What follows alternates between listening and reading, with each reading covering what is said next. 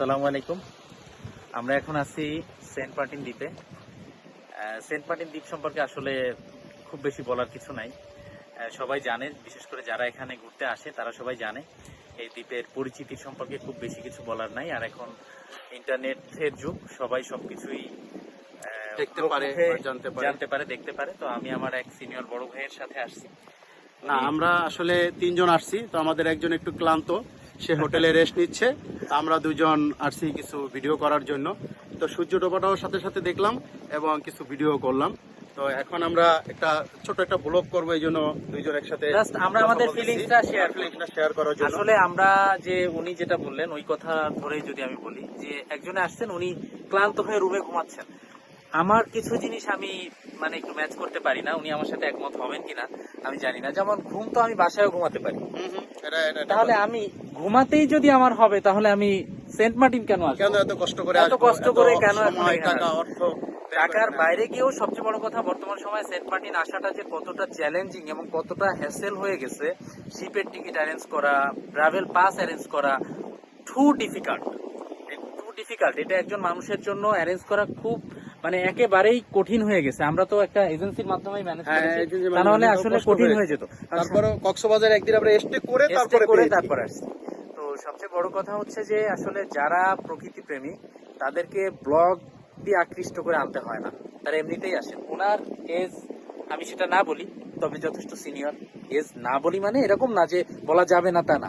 তো আমি আসলে অ্যাকচুয়ালি জানিও না, তবে উনি জামাইয়ের শ্বশুর, ওনার জামাতা আছেন, ওনার মেয়েকে বিয়ে দিয়েছেন, তারপরে যথেষ্ট ইয়াং এবং মনের দিক থেকে মারাত্মক লেভেলের উনি খুব এনার্জেটিক একজন মানুষ। এবং শার্টের কালারটা আমি একটু কাছাকাছি দেখাই, কালারফুল। এটা হলো আমার ছোট ভাই কিনে দিয়েছে পছন্দ করে। তাই আমি বললাম যে আপনার মাইন্ড সেট আপ এবং মানে ট্যুরের প্রতি যে আপনার ফ্যাসিনেশন, এটার সাথে আসলে আপনার এই কালারটা যায়।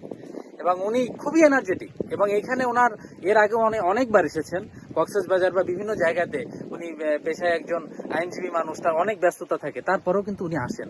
তার মানে উনি ভালোবাসেন, ঘুরতে ভালোবাসেন, উনি প্রকৃতি দেখতে পছন্দ করেন, এনজয় করতে পছন্দ করেন। আবার অনেক ইয়াং মানুষ আছে ছুটির দিনে ঘুমায়, বাসায় থেকে ঘুমায়, বাসার বাইরে আসেন। এবং এটা আমাদের নবী করিম সাল্লাল্লাহু আলাইহি সাল্লামের যে হাদিস অনুযায়ী এবং আল্লাহর কোরআনও আছে, যারা ভ্রমণ করে এবং ভ্রমণে যে টাকাটা খরচ করে বা সময়টা দেয়, এটা অনেক কিছু শিখার আছে, যেটা আমাদের কোরআন হাদিসেও আল্লাহ তাআলা বৈধ করে দিয়েছে এবং এটা করা আমাদের জন্য জায়েজ। এবং কি এটা না করলে হয়তো অনেক কিছু আমরা জানতে পারবো না, শিখতে পারবো না, দেখতে পারবো না। পৃথিবীতে শুধু পড়ালেখা করে যে শিখে সেটাই কিন্তু প্রকৃতি শিক্ষা না।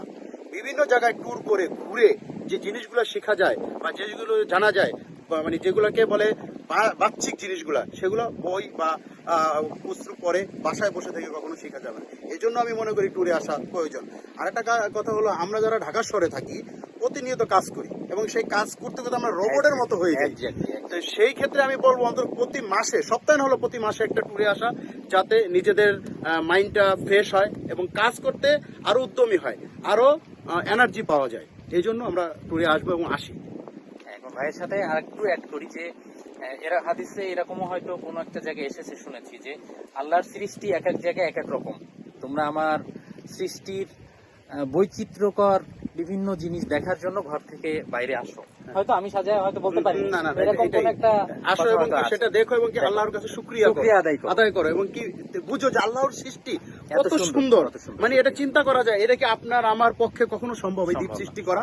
আমরা পৃথিবীতে যত মানুষ আছে সম্ভব? আমরা একটু সামনের দিকে আল্লাহ তাআলার যে সৃষ্টি এত সুন্দর, সেইটা আমরা যদি আল্লাহকে অনেকেই না দেখে আমরা বিশ্বাস করি, যে বিশ্বাস করার কারণটি হলো এগুলা, যে আল্লাহ তাআলা এমন জিনিস সৃষ্টি করে রেখেছেন যা পৃথিবীতে যত মানুষ আমরা আছি তারা সবাই মিলেও সেটা সৃষ্টি করা বা তৈরি করা সম্ভব না, ভাবাই সম্ভব না। তো সেহেতু আল্লাহকে আমরা মানে আল্লাহর শ্রেষ্ঠত্ব আমরা স্বীকার করি, প্রশংসা করি, আল্লাহর কাছে চাই যে আমাদেরকে যেন আল্লাহ আরো বিভিন্ন নতুন নতুন জায়গাতে, এটা আমাদের জন্য নতুন না, আরো নতুন জায়গাতে যেন ঘুরতে যাওয়ার শক্তি, সামর্থ্য এবং মানসিকতা আমাদের এবং সময় আমাদের জন্য অ্যাভেলেবল করে দেন। আমরা মনে হয় ওপারে আগে যেতে হবে, না হলে আমরা ভিজে যেতে হবে।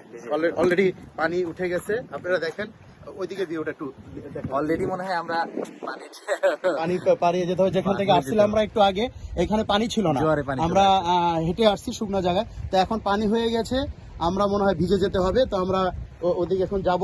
এখানে আপাতত শেষ করছি। আপাতত ব্লগটা শেষ করছি। টাটা বাই বাই, আবার দেখা হবে। আসসালামু আলাইকুম।